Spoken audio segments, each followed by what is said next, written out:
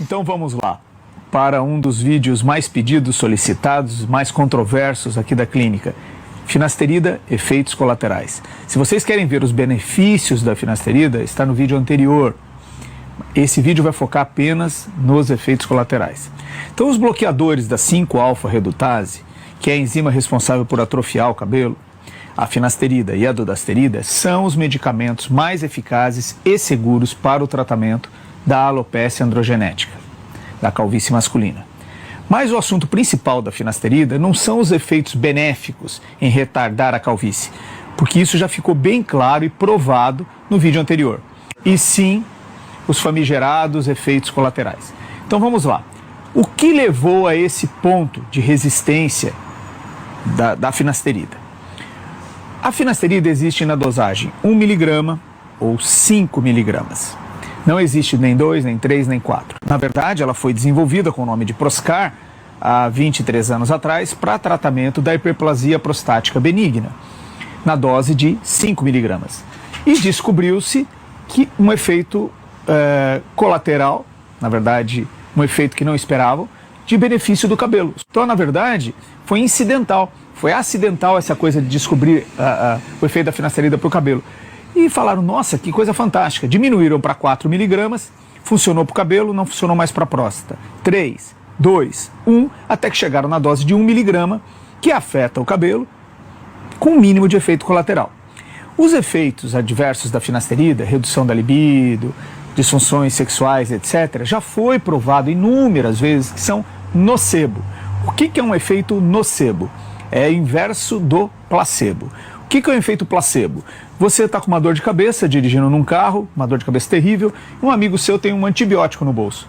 E ele diz para você, olha, eu tenho um remédio fantástico para enxaqueca. E te dá esse antibiótico, que não tem efeito nenhum na dor de cabeça. Mas você, imbuído daquilo, tem o benefício do remédio da dor de cabeça. Isso funciona para mais de 60% das pessoas. O efeito nocebo é o contrário. Você está assistindo um documentário na National Geographic sobre a cobra coral. E na semana seguinte você vai visitar um amigo seu, na chácara dele, e é picado pela cobra coral falsa. E você tem toda a sintomatologia porque você está imbuído daquilo que você assistiu no dia anterior.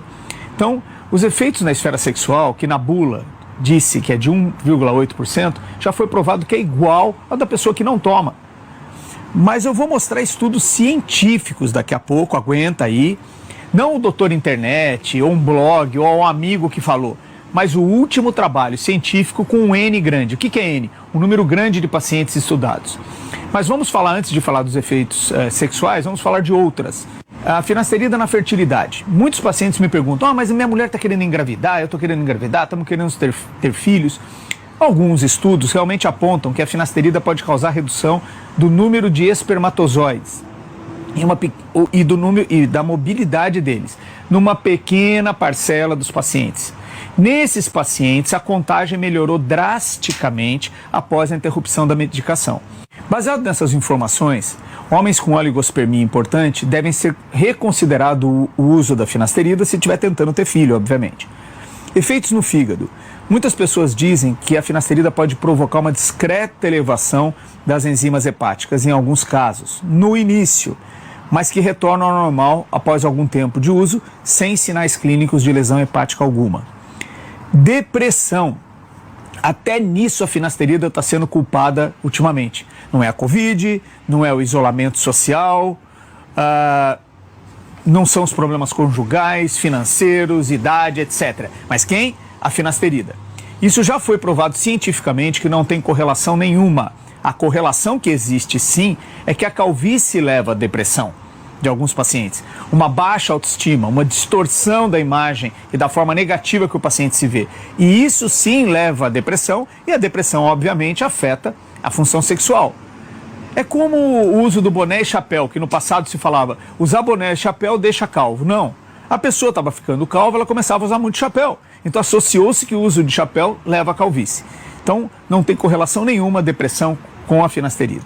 Síndrome pós-finasterida. Existem alguns relatos em mídias sociais e fóruns na internet sobre a persistência dos efeitos colaterais mesmo após a interrupção da finasterida, a chamada síndrome pós-finasterida. Isso não é verdade e os estudos científicos já mostram isso, como nesse trabalho que eu vou mostrar. Então vamos lá, vamos à ciência. Esse aqui é um trabalho que a finasterida não tem correlação com os efeitos adversos famigerados que se diz por aí.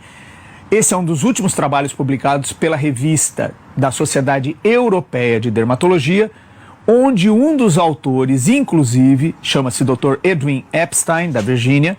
Ele é urologista e eles analisaram, vejam bem, 762 pessoas, onde 663 tomaram finasterida e 99 do grupo controle, ou seja, que não tomaram a finasterida. E o estudo afirma, utilizando o Access, que é uma escala utilizada para medir a disfunção sexual, não é de forma subjetiva, mas de forma objetiva, que não houve diferença nenhuma entre o grupo que tomava finasterida e o grupo controle, como vocês podem ver aqui. Mas já existem centenas de trabalhos científicos sérios sobre o assunto, e todos já provaram que os famigerados efeitos colaterais da finasterida na esfera sexual são nocebos e relacionados com a baixa autoestima e que a calvície gera. Por exemplo, você já leu a bula do Tilenol ou de qualquer outro remédio? Se você ler, você não vai tomar. Então leia qualquer remédio que você venha a querer tomar no futuro, a bula, para você ver se você vai tomar. Eu tenho vários pacientes em que a gente deu finasterida sem que ele soubesse, ele não teve efeito colateral nenhum. Então acredite no seu médico, não na internet, no doutor internet, porque se você tiver alopecia androgenética, a finasterida e a dudasterida vão ajudar muito a retardar em anos e anos a evolução da sua calvície. É óbvio que haverão os haters aqui comentando, os que tiveram efeitos colaterais, mas eu, por exemplo, eu tomo finasterida há 21 anos e nunca tive efeito algum, assim como milhares de pacientes meus que eu já prescrevo finasterida há cerca de 21, 22 anos. Inclusive, outra evidência é essa. No começo não existia a finasterida comercial aqui no Brasil. Existia, quando foi lançado, apenas o Propecia, que era um remédio importado, americano, que ele era caríssimo, então a gente manipulava. E a manipulação não tinha bula. Então, durante uns 5, 6 anos eu usei finasterida manipulada e ninguém nunca referiu o efeito colateral. Volto lá na história dos 5 e 1 miligramas. O paciente vai no médico, o médico acha que ele tem uma calvície androgenética que vai responder bem à finasterida, ele é jovem, prescreve a finasterida, o cabelo dele cresce, como provado no vídeo anterior, é fantástico, e ele encontra um amigo na academia. Aí o amigo diz assim: pô, o que você tomou? Seu cabelo tá cheio. Finasterida. Finasterida? Onde eu consigo receita? Não precisa de receita. Outro problema, o Brasil é um dos poucos países onde não precisa de receita para comprar finasterida. Esse amigo então vai na farmácia e diz para o vendedor: por favor, me dá uma caixa de finasterida. O vendedor diz 1 ou 5 miligramas. Ele não sabe, o amigo não disse. E muitos dizem: então me dê de 5. Até porque às vezes o vendedor empurra de 5, porque ele ganha comissão e é mais caro. E porque também o paciente acha que vai ser 5 vezes mais eficiente. E é óbvio que ele vai ter mais efeito colateral, porque é um remédio 5 vezes mais potente. E aí ele passa isso e isso foi se passando ao longo dos anos. Mas, obviamente, mesmo com todas essas informações, se você teve efeito adverso, mesmo que de ordem psicológica induzida, obviamente, relate isso ao seu médico e não use. E nunca se automedique. O que funcionou para o seu amigo pode não funcionar para você, ou vice-versa. Procure um médico especialista em restauração capilar, que através do minucioso histórico familiar e de um exame que se chama tricoscopia, que é uma análise microscópica do couro cabeludo, saberá se a finasterida está ou não indicada para você. E eu vou deixar na nossa bio um link para esse trabalho que nós acabamos de mostrar aqui, na íntegra, original. Vai ficar por uma semana na nossa bio. Acesse lá para que você leia.